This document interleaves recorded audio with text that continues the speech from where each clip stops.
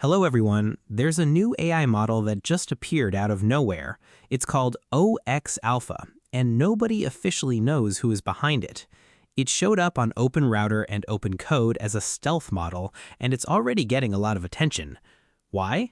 First, it has a 1 million token context window, supports text, image, and video input, and it's currently completely free. OpenCode also claims they have enough capacity for up to 100 trillion tokens per day, with very generous rate limits. But the most interesting part is its performance. Ben Davis recently tested OX Alpha on 10 deep SWE coding tasks, and it scored an impressive 80%. For comparison, Fable 5.5 scored 65%, GLM 5.3 scored 62%, Grok 4.6 scored 62%, and GPT 5.6 Sol just 52%. That puts this mysterious model significantly ahead in this particular test. But there's another reason people are paying attention. Some people think this could be a new GLM model. Others are saying it might be related to Mimo, and honestly, that's what makes OX Alpha so interesting right now. I've already tested across different categories like vector illustration, 3D modeling, 3D kinematics, front-end design, game physics, and a full-stack app with React.js and Python. Let's start with the first category, vector illustration. For this test, I asked it to create an SVG illustration of a raccoon eating a slice of watermelon, and this is the output. Honestly, it got a really good result, not bad at all. The raccoon looks great, especially the eyes, and the watermelon looks really clean too. It even added some hearts around the raccoon, which makes the illustration look more playful and happy. The body and the tail also look pretty accurate.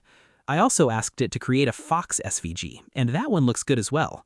Overall, for a simple SVG generation task, OX Alpha did a really solid job here. Next, we have the 3D modeling category. For this test, I asked OX Alpha to create a 3D weekly pill organizer with 7 compartments from Monday to Sunday, and this is the output I got. Honestly, this is a really impressive result. The pill box looks very realistic, and you can even see the shadows behind it.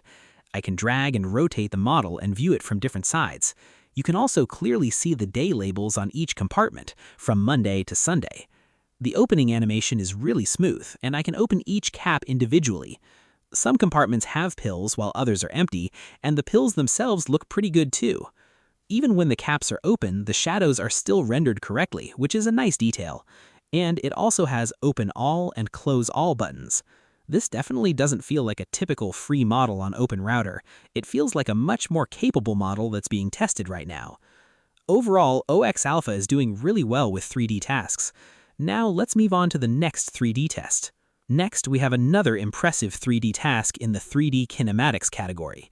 This time, I asked OX Alpha to create a 3D scissor lift with a slider to control the height, and this is the result. The model looks really realistic, and I really like the material and lighting.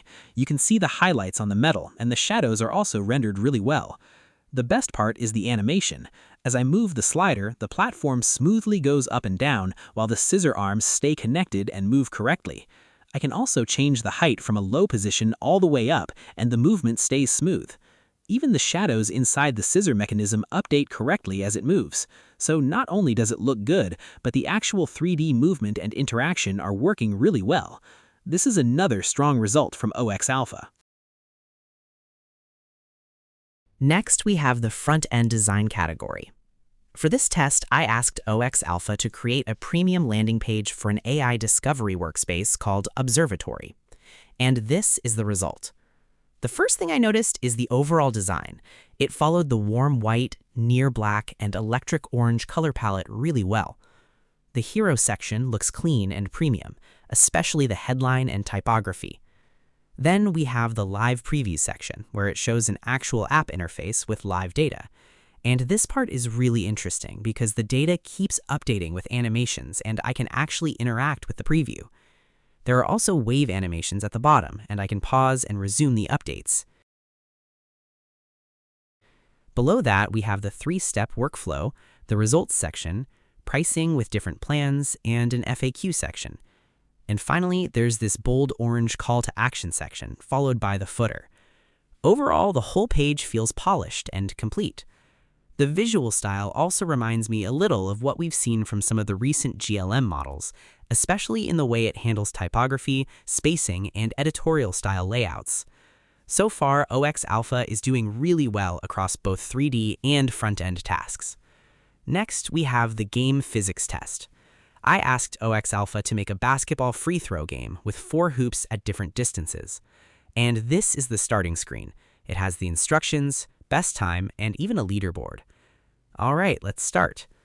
I can already hear the sound effects. Nice. The first shot is from 12 feet. Let's try it. Yes, first shot straight in. Now we're going to 16 feet. Let's see if I can get this one too. And yes, got it. Now we're 3 out of 4. Okay, last one. This is 26 feet, so this should be a little harder. First attempt. Missed it. Let's try again. Come on. Yes, there we go. And that's the game completed in around 46 seconds. I can enter my name and save my score on the leaderboard. Honestly, the game itself isn't anything crazy visually, but I like that the physics are actually working. The shooting, ball movement, scoring, different distances, and interactions are all working properly. And finally, we have the Fullstack App category. For this test, I asked to build a full-stack task board using React.js for the front end and Python Fast API with SQLite for the back end. The UI is not the main focus here. I wanted to see how well it handles the actual full-stack integration. And honestly, everything is working pretty well.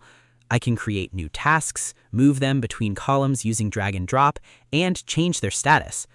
The data is also being stored in the database, and the SQLite database is handling the API side of the application. The model generated the front-end, back-end, database, and API logic together in a single app. Visually, this one isn't the most impressive result, but from a full-stack perspective, it did a pretty good job.